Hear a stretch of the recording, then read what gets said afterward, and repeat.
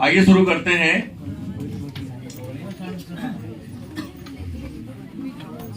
एक लेख और एक पत्र, यह डायरी है।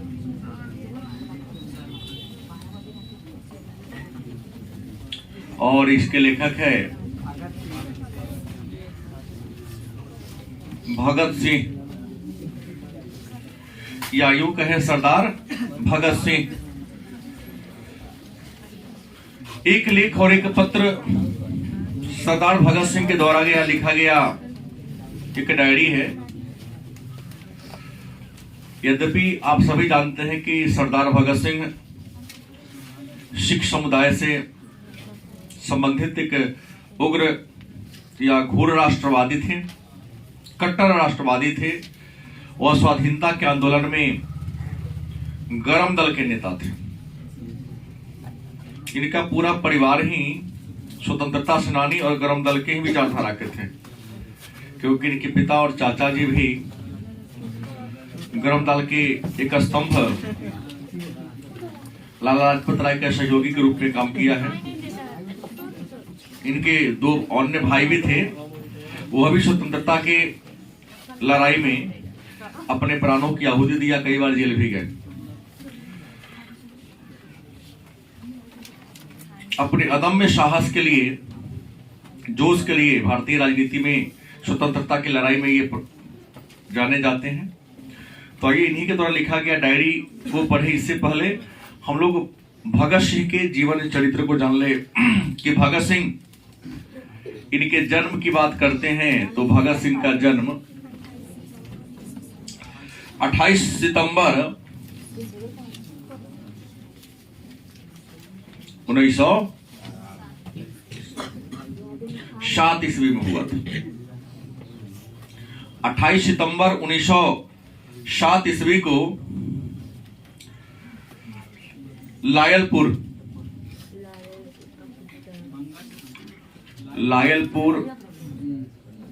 बंगचक, क्या लायलपुर बंगचक, और वर्तमान में कहां पड़ता है? पाकिस्तान में यहां पड़ता है। रियल में इनका जो गांव था, पैतृक गांव, मतलब इनके पूर्वजों का जो निवास स्थान था, क्या है? खटकर कला इनका पैतृक गांव था। और यह कहां पड़ता है? पंजाब में पड़ता है। समुदाय की बात करें तो ये सिख समुदाय के थे। उपनाम की बात करें इनका तो इनको शहीद ए आजम, क्या कहते हैं? इनका जो उपनाम था, क्या था? शहीद ए आजम उपनाम से इनको जाना जाता है। इनके पिता, जिसका नाम था सरदार किशन सिंह,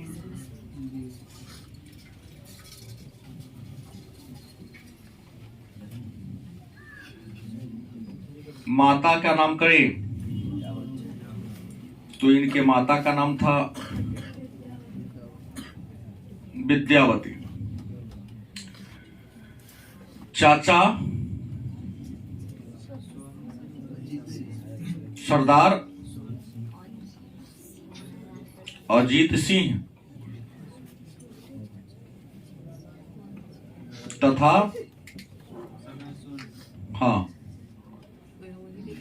स्वर्ण सिंह, दो इनके चाचा थे। और इनके चाचा पिता सभी गरम दल के स्तंभ लाला लाजपत राय के क्या थे? सहयोगी थे। इनकी अन्य दो भाई थे,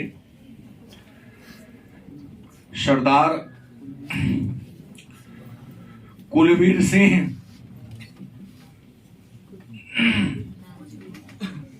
तथा कुलतार सिंह।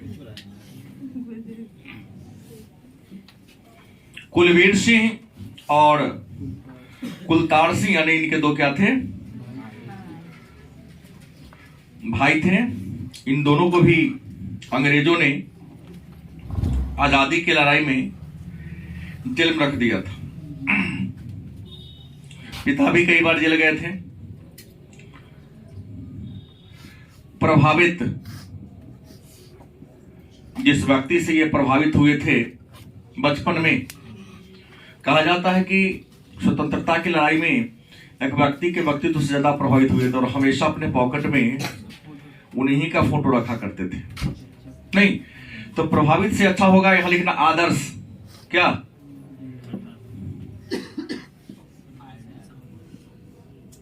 आदर्श व्यक्ति की बात करें, हर व्यक्ति के जीवन में कोई ना कोई क्या होता है, आदर्श होता है।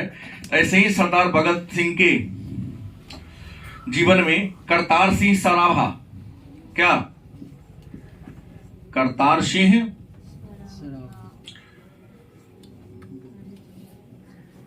सराभा जो इनका आदर्श व्यक्ति था, इनको फांसी दे दिया गया। उस समय 8 वर्ष के ही थे।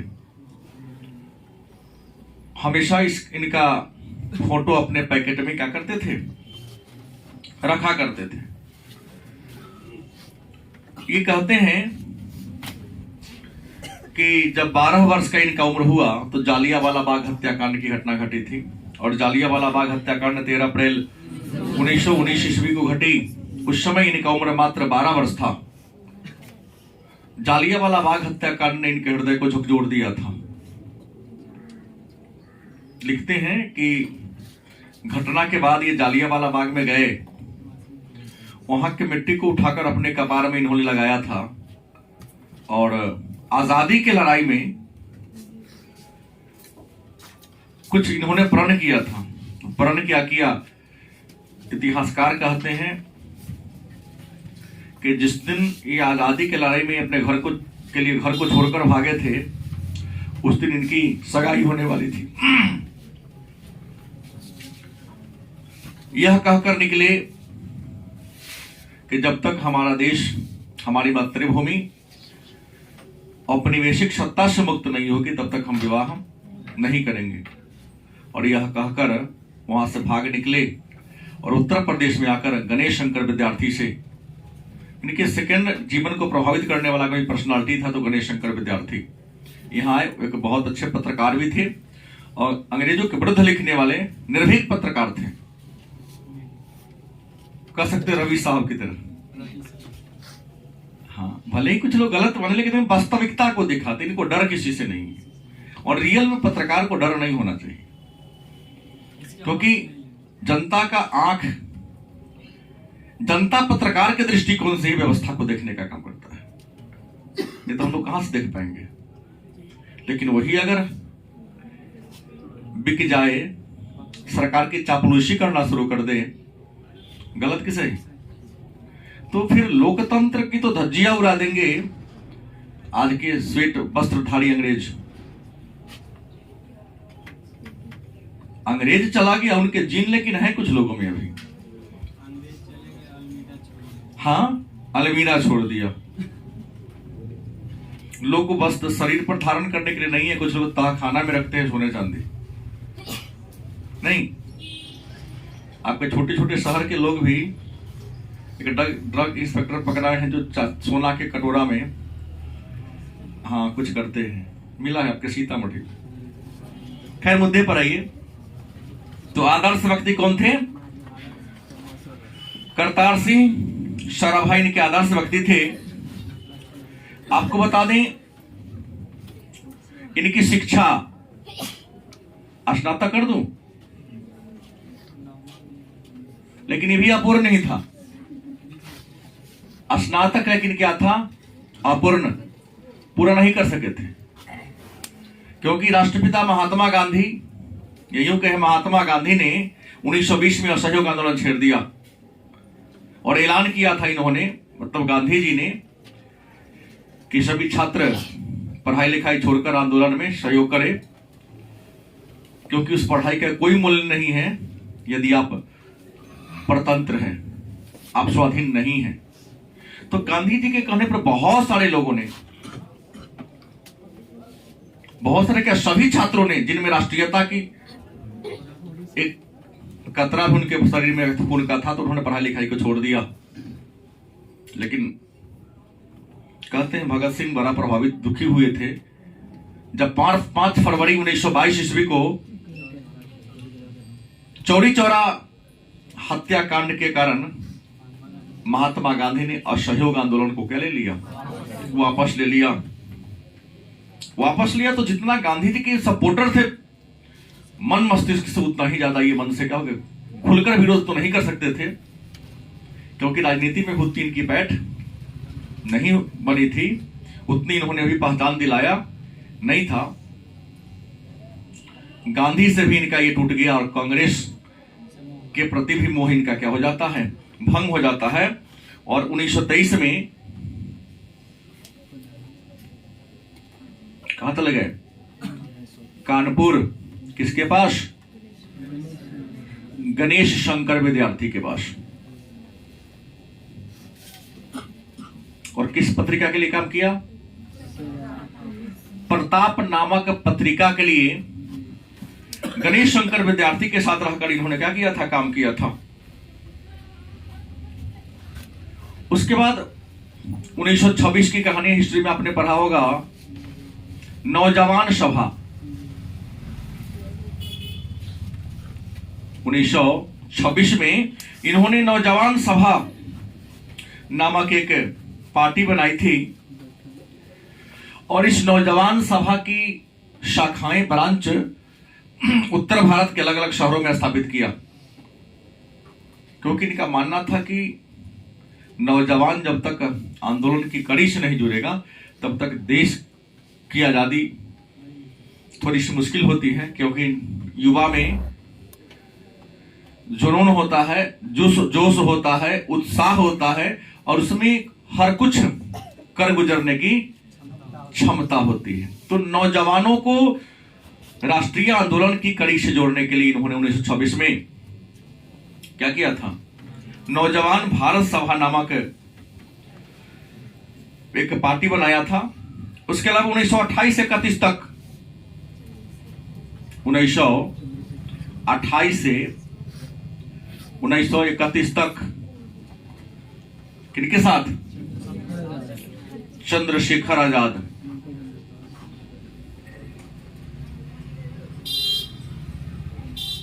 आजाद के साथ रहे, और इनके साथ रहकर इन्होंने एक पार्टी में काम किया था, हिंदुस्तान समाजवादी पार्टी। क्या, हिंदुस्तान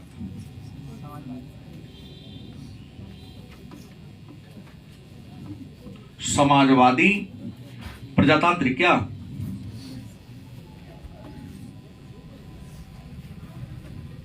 पार्टी, क्या, यही बात में है, हिंदुस्तान समाजवादी प्रजातांत्रिक पार्टी।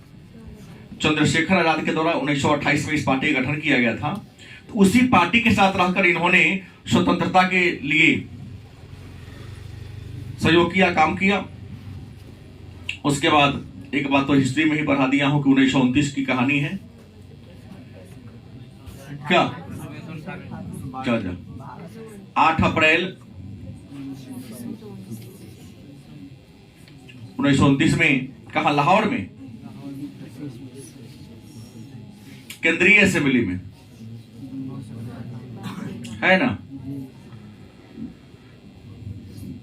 क्या फेंका था, बम फेंका, और भागे नहीं, क्योंकि कायर नहीं थे,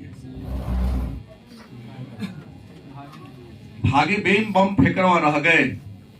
लिखा था कागज पे फेंक के, मारने वाला बम तो था नहीं, कि यह बम फेंकने का उद्देश्य किसी को मारना नहीं था, बल्कि बहरे कानों को जागरूक कर सुनाना था, इनकलाब जिंदाबाद। एक बात हुआ कि इनका नारा था, नारा क्या दिया था, इनकलाब जिंदाबाद, भगत सिंह का नारा दिया गया था। इनकलाब जिंदाबाद का इन्होंने नारा दिया। बम फेंकने के कारण इन पर लाहौर षड्यंत्र केस के तहत पर मुकदमा चलाया गया था, लेकिन जज ने बरी कर दिया। वजह उस बम से किसी को क्षति नहीं हुई थी, लेकिन अंग्रेजों ने एक दूसरे केस का इन पर आरोप लगा दिया, वही सौंडर्स हत्याकांड। और सौंडर्स हत्याकांड के जुर्म में इन पर फांसी, ये मुकदमा चला और इनको फांसी की सजा सुना दी गई। और इनको फांसी कब हुआ था? 23 मार्च 1931 में 7 बजकर शाम की सुबह शाम को हुआ था। इतिहास की ऐसी घटना है जब फांसी हमेशा सूर्योदय के पूर्व में दिया जाता है, लेकिन भारतीय इतिहास की यह पहली घटना है। लेकिन फिर भी भारत की कुछ ऐसे दलाल थे जो अंग्रेजों के लिए काम कर, उनको पता ही नहीं चला। फांसी सुबह सूर्योदय के पूर्व देने के कई रीजन हैं, वैज्ञानिक रीजन एंड सामाजिक रीजन भी है, लेकिन इस सबसे हटकर ब्रिटिश सरकार ने 7:33 शाम को इन्हें क्या दे दिया? फांसी दे दिया। इनको साथ अकेले नहीं थे, बोले भगत सिंह के साथ 4 लोगों को फांसी दी गई थी। क्या जी? 3 मित्र तो यही थे, भगत सिंह, राजगुरु, सुखदेव। हाँ 3 थे, लेकिन एक और क्रांतिकारी थे जो फेमस थे, उनको भी वहां क्या दिया गया था? अलग जेल में फांसी दिया गया था। पुस्तक पढ़ेंगे तो आपको मिल जाएगा। इनके 3 मित्र थे और दूसरा थे। ये जो बम फेंके थे, पहली बार जेल की बात करते हैं। पहली बार जेल कब गए? तो 1927 में भगत सिंह पहली बार जेल गए थे। कारण क्या था? दशहरा मेला में क्या फेंक दिया था? बम फेंका था।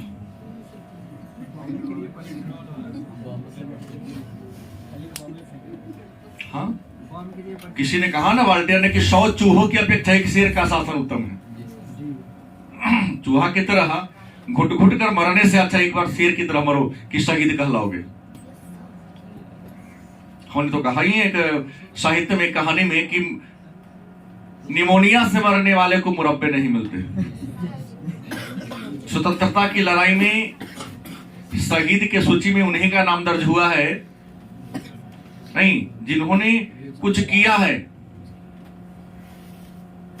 पर्दा के पीछे रहकर करने वाले का नाम यहां भी क्या हुआ है? नहीं आया है। हाँ, कुछ लोग हैं जो बैक रहकर भी राजनीति में अच्छा किए हैं, नहीं कहेंगे, साहित्य का विषय है। इतिहास होता तो मैं कर देता। पर्दा के पीछे रहकर राजनीति करने वाले में मैं नेहरू जी और गांधी जी के दोनों का नाम ले लूंगा। अब ले भी लिया। हाँ, लिया हूं, क्योंकि आखिर वजह क्या थी कि भारत के बहुत सारे लोगों के लिए अंग्रेजों की गोलियां बनी थी, इनको लिए कोई गोली नहीं बना था। जेल में 6 साल का सजा मिला, लेकिन कभी ने गांधी पूरा सजा अपना भोगा ही नहीं। सरदार पटेल इनसे कहीं ऊपर व्यक्तित्व के थे, गांधी से भी ऊपर व्यक्तित्व के थे, पर्सनालिटी के थे। उन्होंने कभी झूका नहीं, समझौता नहीं किया। गांधी तो कम से कम लास्ट में लॉर्ड माउंटबेटन के आगरा उनके घरे जा चलिए गए। खाना खाना ना खाना बात की बात है, गलत कि सही? तो उनको 6 साल मिला। मांडले जेल में बीता क्या है, लेकिन तो जाते थे 6 महीने में बाहर निकल आते थे। एलिजाबेथ दूते की शादी में भी गए थे। एलिजाबेथ दूते की शादियों में गए थे। रुमालों की बुके थे। सही सर दिखाया गया। तो प्रश्न क्या है? मैंने जो बोला उसको नेगेटिव ना लिया जाए। जो मैंने सोचा, कहा आपको, हमको जो लगा हमने आपको बताया कि सब आखिर जब इनको जेल मिली तो पूरी सजा क्यों नहीं? कहीं ना कहीं अंग्रेजों के ये थे नहीं, डर नहीं था। अगर अंग्रेजों को डर होता, अगर होता, ये डरते थे, चौरी चौरा कांड हुआ तो बढ़ा देते आगे जब सबका मन था तो। नहीं, व्यक्तित्व रहने तौर पर इनको डू और डाई का नारा देना ही नहीं चाहिए था। व्यक्तित्व की परिभाषा क्या होती है? कहीं ना कहीं भागते गए, तब तो इन्होंने 1940 में आंदोलन चलाया जिसमें मात्र 2 ही के पीछे पीछे हो लिए। शुरुआत आगाज बढ़िया से कि लास्ट में आपके पास कार्यकर्ता ही पीछे न रहा। अगर इनके बात को मानने वाला होता तो नोआखाली में घटना ही नहीं घटती। इससे बहुत ऊपर के थे कौन? हमारे सुभाष चंद्र बोस, जो सिंगापुर से कह दिए घटना घट जानी चाहिए। ये तो देश में आके कहीं नहीं, विद्रोह मत करो, सांप्रदायिकता को बंद करो, कहां कोई माना? इनके जीवन काल में ही सांप्रदायिकता की समस्या नहीं सुलझी, तो कैसे कहते अच्छे नेतृत्व इन्होंने किया? नेतृत्व किया तो हमारे गरम दल के अभी सुभाष चंद्र। इस बात को फील कीजिएगा कि सिंगापुर रेडियो से कहा, फेस टू फेस नहीं कहा, सिंगापुर रेडियो से कहा कि ये काम हो जानी चाहिए। घटना घट के दिखा दिया, एकदम सेकंड का भी अंतर नहीं आया। अब तो सामने रह के करते फिर लोग नहीं मानता है। कहीं कि भले मैं इनके बारे में उतना नहीं जानता हूं, क्योंकि गांधी एक व्यक्ति नहीं, गांधी एक दर्शन है। गलत कि सही? गांधी के बारे में जितना अध्ययन करेंगे उतना आपको कम दिखाई देगा। तब तो उन्होंने ही लास्ट में इनको राष्ट्रपिता कह दिया। खैर, मुद्दे पर आइए। दशहरा मेले के अवसर पहली बार 27 में क्या हुए थे? जेल गए थे। इसके अलावा इनकी रचना की बात करें, इनकी प्रमुख रचना कौन कौन है? तो पहला रचना है पंजाब की भाषा, पंजाब की भाषा तथा लिपि की समस्या। क्या जी? इनकी रचना है। इनकी दूसरी रचना की अगर बात कर लें तो दूसरी रचना इनकी है विश्व प्रेम। क्या है? विश्व प्रेम। इनकी तीसरी रचना की बात कर दें तो युवक। चौथी इन्होंने जो काम किया था, मैं नास्तिक क्यों हूं, सबसे ज्यादा फेमस है। मैं नास्तिक क्यों हूं। पांचवा है अछूत की समस्या, अछूत की समस्या। छठा है विद्यार्थी और राजनीति, विद्यार्थी और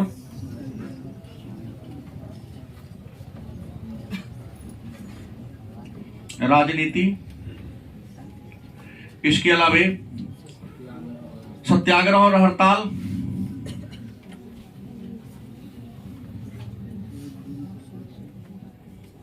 सत्याग्रह और हड़ताल। इसके बाद बम का दर्शन। क्या? इसके अलावा भारतीय क्रांति का आदर्श, भारतीय क्रांति का। इन्होंने कुछ अनुवाद भी किया था, कुछ अनुवाद भी किया था, और इनके द्वारा अनुवाद है बंदी जीवन। महान क्रांतिकारी नेता थे, सचिंद्र नाथ सन्याल की जीवन वृत्त है, तो बंदी जीवन का। और दूसरा इन्होंने किया था डॉन ब्रीन की आत्मकथा, डॉन ब्रीन की। ये इनका प्रमुख क्या था। और आपको बता दें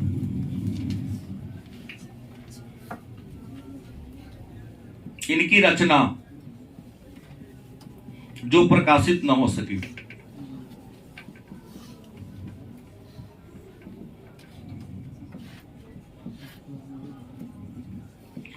क्योंकि जब प्रकाशन होता तो भारत के बहुत सारे राजनेताओं की रियल पोल खुल जाती। गलत कि सही? भारत के ऐसे बहुत क्रांतिकारी हैं जिनकी वास्तविकता को जैसे तस्लीमा नसरीन ने वास्तविकता लिखी तो देश से निकाल दिया गया, कोई ठुकरा नहीं सकता उस बात को। 1971 के आंदोलन के समय वहां के आवामी लीग ने क्या किया था वहां के आम जनता और हिंदुओं के साथ, उसने लिखा, मैं देश है, उसकी पुस्तक पढ़ने शर्मनाक, मैंने पढ़ा, किताब को पढ़ा फाड़ के फेंक दिया। लज्जा पढ़ के देखिए, एक बार पढ़ने दूसरा शर्म आएगा पढ़ने में, लेकिन वास्तविकता उन्होंने लिखा। तो बांग्लादेश की सरकार ने देश निकाल दिया, भारत सरकार ने अपनी शरण नहीं दिया। मालूम है क्यों? कि हमारा पड़ोसी है, इससे हमारा संबंध बिगड़ जाएगा। ब्रिटेन में जाकर निर्वासित जीवन जी रही है।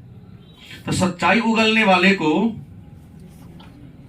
नहीं जीने का अधिकार या शांतिपूर्ण तरीके से रहने का अधिकार नहीं। इन्होंने बहुत कुछ पुस्तक लिखी, इसमें क्या क्या बातें थी मैं तो पढ़ा नहीं हूं, लेकिन आया है। इनकी जो पुस्तक प्रकाशित नहीं हो सकी, पहला समाजवाद का आदर्श,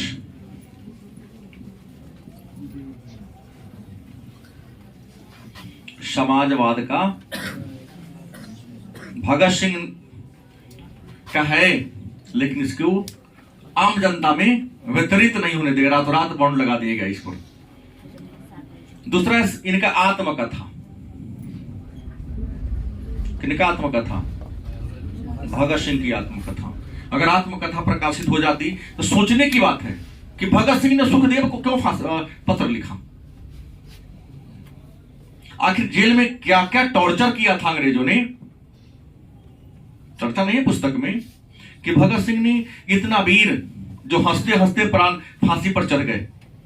फांसी से पहले जेलर ने इनसे पूछा, फांसी देने मतलब पूछा जाता अंतिम इच्छा क्या है, तो कहा कि अपने मां से मिलूं। सुने होंगे, कहा सबसे मिल, मां से क्यों? मां आई तो मां तो इनको देखकर रोने लगी।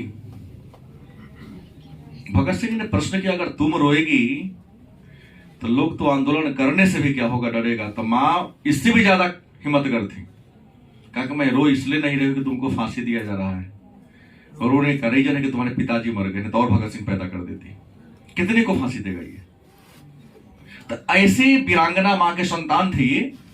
तो इनकी आत्मकथा भी प्रकाशित नहीं है, आम जनता को पढ़ने के लिए उपलब्ध पुस्तक है, हुआ तो सील लगा दिया गया है। तो इनकी आत्मकथा प्रकाशित नहीं है। तीसरा, भारत में क्रांतिकारी आंदोलन का इतिहास। भारत में क्रांतिकारी आंदोलन का तीसरी पुस्तक है भगत सिंह की, जिसको प्रकाशित नहीं हुआ है, और चौथा मौत के दरवाजे पर।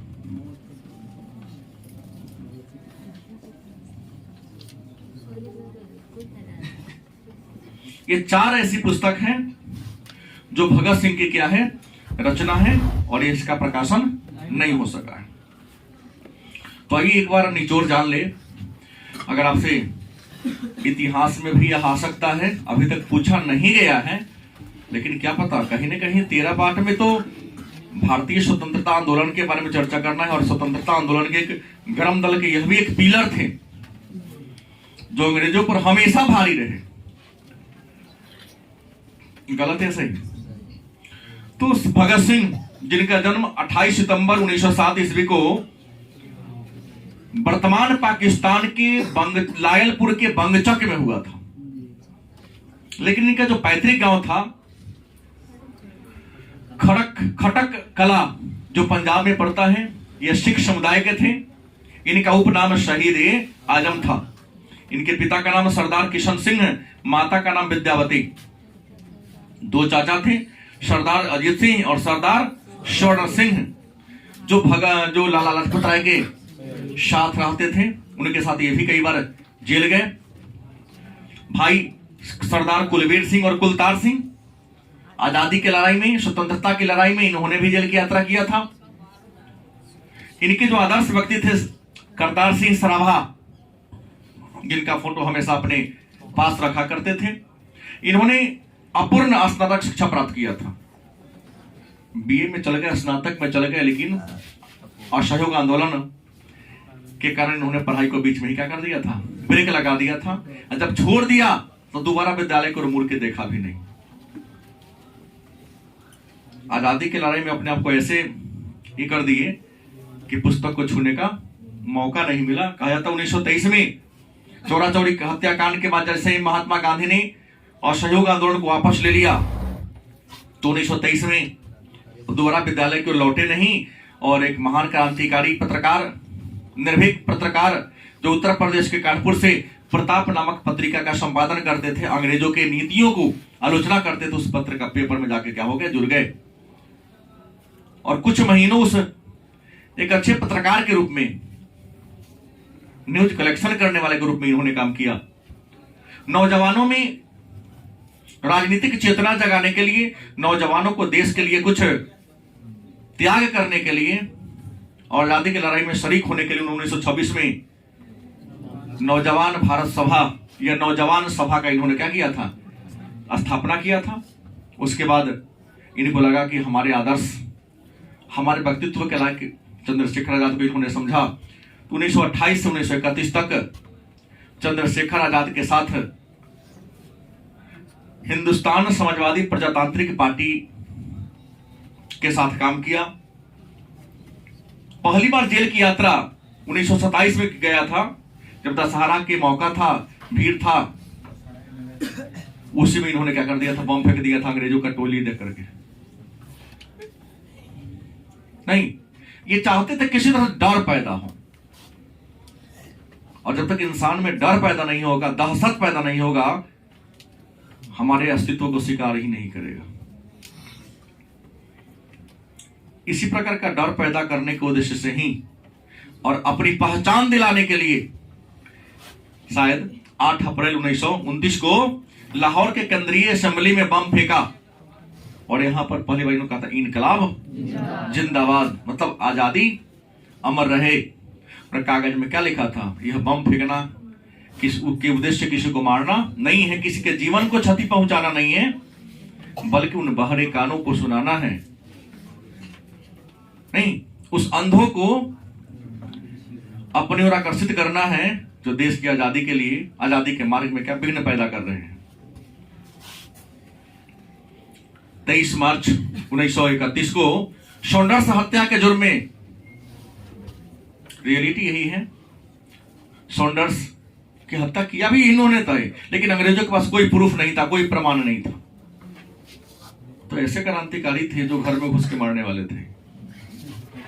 बात गलत बोला? ये लीजिए, मदन लाल धिगरा ने तो इंग्लैंड जाके मार दिया। क्या जी? उधम सिंह गए थे कि तुम यहां मार के गए, हम तुम्हारे देश में मार के गए, तब ना बराबरी का हिसाब किताब होगा। तो हमारे देश में आके मार, तो हम भी तुम्हारे देश में जाके मारेंगे। कुछ तो ऐसे ऐसे क्रांतिकारी हैं, अगर हिस्ट्री ऑनर्स लिए, बीए में जाके पढ़े, तो उन्होंने पूरी पुरपट्टी को बेचकर फ्रांस में जाके बम बनाने की कला सीखा। और यहां तो लोग गलता का विरोध करने के लिए घंटा समय नहीं देते हैं और कहते हैं कि प्रजातंत्र का ह्रास होते जा रहा है। नहीं,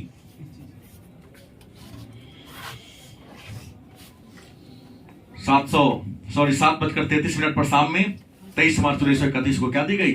फांसी दी गई इनके 3 मित्रों को, भगत सिंह को, सुखदेव को और राजगुरु को। इनके द्वारा लिखा गया प्रमुख किताब है पंजाबी भाषा की समस्या या पंजाब की भाषा समस्या और लिपि की समस्या, विश्व प्रेम, युवक, मैं नास्तिक क्यों हूं, पूछा गया प्रश्न है। अछूत की समस्या, विद्यार्थी और राजनीति, सत्याग्रह व हड़ताल, बम का दर्शन, भारतीय क्रांति की मां का आदर्श। इन्होंने कुछ पुस्तकों का अनुवाद किया, 2 पुस्तक का, सत्येंद्र नाथ सान्याल की आत्मकथा बंदी जीवन और डॉन ब्रीड की आत्मकथा का इन्होंने पंजाबी भाषा में अनुवाद करने का काम किया था, ताकि पंजाब के लोग भी पढ़ सके। इनकी कुछ रचनाएं हैं, 4 ऐसी पुस्तक है जो प्रकाशित नहीं हो सकी, बॉन्ड लगा दिया गया निकलने के बाद ही। समाजवाद का आदर्श, भारत, और दूसरी बात उनकी आत्मकथा, भारत ये क्रांति की आंदोलन का इतिहास और मौत के दरवाजे पर। ये जो निबंध है, सॉरी, ये जो डायरी है, एक लेख और एक पत्र, सरदार भगत सिंह के द्वारा लिखा गया है। इसके 2 खंड हैं। पहले खंड है विद्यार्थी और राजनीति और दूसरे खंड है सुखदेव के नाम पत्र। विद्यार्थियों राजनीति में ये कहना चाहते हैं कि पंजाब में ये जन्मे थे, इनका मूल निवास स्थान पंजाब था, लेकिन पंजाब के सरकार के प्रति थोड़ा सा तकलीफ है, इनको दुख है।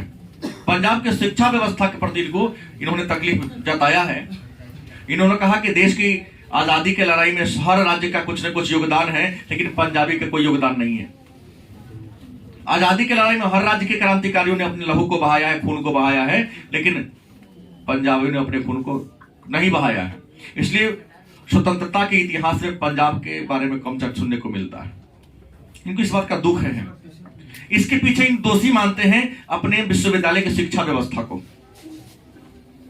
ये कहते हैं कि जब छात्र मैट्रिक पास करके कॉलेज में प्रवेश करता है तो कॉलेज में प्रवेश करने से पहले छात्रों से शपथ पत्र लिया जाता था। उस शपथ पत्र में लिखवाया जाता था कि मैं राजनीति में हिस्सा नहीं लूंगा। छात्र का उद्देश्य केवल शिक्षा ग्रहण करना है और शिक्षा ग्रहण करके एक आदर्श राष्ट्र के निर्माण में सहयोग करना है, ऐसा आपको लिख के देना होता था। भगत सिंह से भी लिखवाया गया, लेकिन गांधी तो ऐलान कर दिया था असहयोग आंदोलन का, इन्होंने पढ़ाई लिखाई छोड़ दी। गांधी जी को इस बात का तकलीफ है। इन्होंने तो कहा कि एक हमारे पंजाब के शिक्षा मंत्री बने मनोहर, वो तो और इसमें नहीं, पहले ही लिखवा लो कैंपस में घुसने से पहले। वहां के 2 टीचर की चर्चा की है इन्होंने, अब्दुल कादर और ईश्वर चंद्र नंदा। क्लास में हर दिन प्रवचन यही देते थे कि विद्यार्थी को राजनीति में भाग नहीं लेना चाहिए, उन्हें राजनीति से क्या रहना चाहिए, अलग रहना चाहिए। लेकिन भगत सिंह कहते हैं यही कारण है कि पंजाब पिछड़ा हुआ राज्य है, और ये जोर देकर कहे कि नहीं, पढ़ाई मस्तिष्क के विकास के लिए अगर ज्ञान का जरूरत है, लेकिन वह ज्ञान तब काम देगा जब आप स्वतंत्र रहोगे। परतंत्रता में, गुलामी में आपके ब्रेन की महत्ता को भी कोई सम्मान नहीं करेगा। तो भगत सिंह ने जोर देकर कहा कि आप कहते हैं ना विद्यार्थी देश के भविष्य है, युवा देश के भविष्य है, और युवा ही छात्र होता है। लेकिन युवा को पढ़ाई के दरमियान ही अगर थोड़ा थोड़ा राजनीति नहीं करे, एक जब उसके कंधे पर राजनीति का बोझ आएगा तो देश की शासन व्यवस्था को चला नहीं पाएगा। अतः इस विद्यार्थी को राजनीति में जरूर हिस्सा लेना चाहिए। सभा गोष्ठी हो उसमें निश्चित तौर पे जाना चाहिए, क्योंकि जाएगा तो थोड़ा थोड़ा बात को समझेगा, शासन के तौर तरीका को जानेगा। शासन के तौर तरीके को जानेगा, अचानक उसके कंधे पर देश की राजनीतिक बागडोर आएगी तो विचलित नहीं होगा और बहुत अच्छा तरीका से क्या करेगा, शासन व्यवस्था को चलाएगा। गलत सही? तो भगत सिंह कहते कि नहीं, छात्र को राजनीति में भाग लेना चाहिए, क्योंकि राजनीति में भाग लेंगे तब ही जाकर वो क्या बनेंगे, एक अच्छे, अगर बोझ उनके शरीर पर आ गया तो अच्छे के शासक के रूप में भूमिका निभा पाएंगे। दूसरा बात, विद्यार्थी से इन्होंने अपेक्षा किया है उन्हें सक्रिय राजनीति में भाग लेना चाहिए, लेकिन बड़ा दुख व्यक्त किए हैं कि पंजाब में ऐसा होने दिया नहीं जाता है। लेकिन भगत सिंह ने छात्रों से आगे कहा है कि अगर राजनीति में हिस्सा लोगे तो राजनीति में हिस्सा लेने का मतलब है देश की सेवा करना, लेकिन याद रखिएगा कि देश की सेवा करने के लिए कष्ट सहना होता है। बिना कष्ट सहे देश की सेवा करना संभव नहीं है। इन्होंने तो स्पष्ट कहा कि 12 वर्ष की अवस्था में इन्होंने राजनीति में प्रवेश कर लिया। हृदय से जब जालियांवाला बाग हत्याकांड की घटना घटी, वहां की मिट्टी उठाकर अपने सब सिर में लगाया, लेकिन इनका इरादा क्या था, बुलंद था। शिक्षा व्यवस्था और सरकार से इनके प्रति किसी का डर नहीं था, क्योंकि कार्ल मार्क्स के जीवन को, चरित्र को पढ़ा था। नहीं, जिसने एक बार कहा था मार्क्स ने कि मजदूरों के पास खोने के लिए बेरियों के अलावे, बेरी और आंसू के अलावे कुछ भी नहीं है। आज इस दिन मजदूर अपना बेरी खो देगा, हर प्रकार के परिवर्तन को ला सकता है। गलत कि सही? ये कहा। फिर भगत सिंह ने कहा कि मृत्यु के बारे में इन्होंने विचार दिया था छात्रों से कि मरता तो सब है, धरती पर जन्म लिए हो तो हम भी मरेंगे, तुम भी मरोगे, दुनिया के सभी लोग मरेंगे, क्योंकि निर्माण और विनाश सृष्टि पर साथ साथ चलती है। लेकिन मृत्यु सुंदर सबसे वह है जो मृत्यु देश के लिए काम है। मरना सबको है, बीमारी से मर गए, अपने उम्र से मरे तो तुम्हारी याद केवल 12 दिन तक करेगा, 13 दिन तक करेगा। घर के लोग 2-4 साल तक याद करेंगे, लेकिन देश के नाम पर अगर शहीद होते हो, आजादी की लड़ाई लड़ते लड़ते अगर आप शहीद होते हो, तो जिस दिन आपकी बरसी होगी, जब एक नया सपूत कोई और शहीद होगा देश के नाम पर, तो उस दिन तुम्हारे नाम की चर्चा अवश्य ली जाएगी। इसलिए सबसे सुंदर मौत वह है जो देश की आजादी की लड़ाई में क्या हो, लड़ते लड़ते अपने देश की तरफ से अपनी मृत्यु को प्राप्त कर लो। क्योंकि तुम कभी मरोगे नहीं, तुम क्या हो जाओगे, अमर हो जाओगे। जब भी कोई नया नाम आएगा तो उससे पहले तुम्हारा नाम लिया दोहराया जाएगा। इतना ओजपूर्ण व्यक्ति थे कि अंग्रेजों ने इनको पकड़कर कहां डाल दिया। उग्र विचारधारा के थे ये लोग। अगर 10 साल राजनीति कर लेते तो कई लोगों को शायद पीछे छोड़ देते, मौका ही नहीं मिला। कुल मिलाकर 28 से लेकर 31 तक तो राजनीति किए ही। इसके पहले तो किसी किसी के साथ किए थे ना। इसी दरमियान इनको जेल में डाल दिया। इनका सबसे प्रिय मित्र कौन थे, सुखदेव। जेल में बहुत ज्यादा यातना हुई, अपने आत्मकथा में लिखा है इन्होंने, प्रकाशित नहीं होने दिया गया। जेल में कितनी यातनाएं थी कि आपने पढ़ा होगा इतिहास में, जतिंदा भूख हड़ताल करके जेल में मर गए। उन्होंने एक ही डिमांड किया था कि जेल में जो कैदी हैं, राजनीतिक कैदी, उनकी स्थिति में सुधार होनी चाहिए। पढ़े कि नहीं? नहीं पढ़े। 64 दिन तक भूखे हड़ताल पर हो गए। तब तक हम नहीं खाएंगे जब तक जेल में रहने वाले कैदी की स्थिति नहीं सुधरेगी। जतिन दास नाम था, लोग स्नेह से प्यार से जतिन दा के नाम से उनको बुलाते हैं। और इनका एक चाचा भी जेल में रहकर कैदी के जीवन के सुधार करने की बात किया था। तो 64 दिन जतिन दास रह गए, मर गए। उनको कहा था कि जेल में जो कैदी, राजनीतिक कैदी है, कोई किसी को शूट करके नहीं आया है, चोरी करके नहीं आया है, कोई निंदनीय कार्य करके नहीं आया है। अपने देश के आजाद कराने के दौरान उसने किसी को क्षति पहुंचा दिया। लेकिन राजनीतिक कैदी को राजनीतिक कैदी के साथ व्यवहार किया जाए। अंग्रेज जेल में जानवरों जैसा व्यवहार करता था। अगर आप नहीं जानते हैं, 2003 में इराक के साथ जो अमेरिका ने व्यवहार किया था, सुनेंगे तो मानवता शर्मसार हो जाती है। क्या जी?